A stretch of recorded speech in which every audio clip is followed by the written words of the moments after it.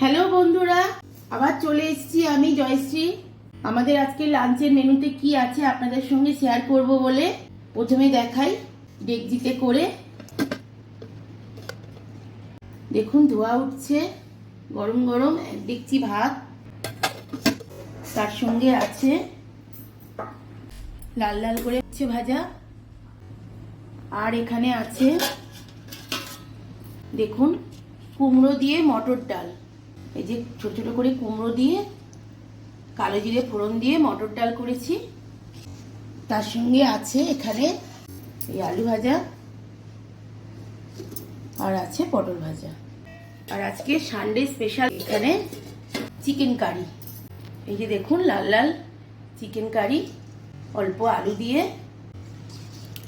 এই যে chicken curry একটু পাতলা করে আলু দিয়ে করেছি। আর তার সঙ্গে আছে এই যে বন্ধুরা আমের চাটনি। আজকের মেনু এই পর্যন্ত।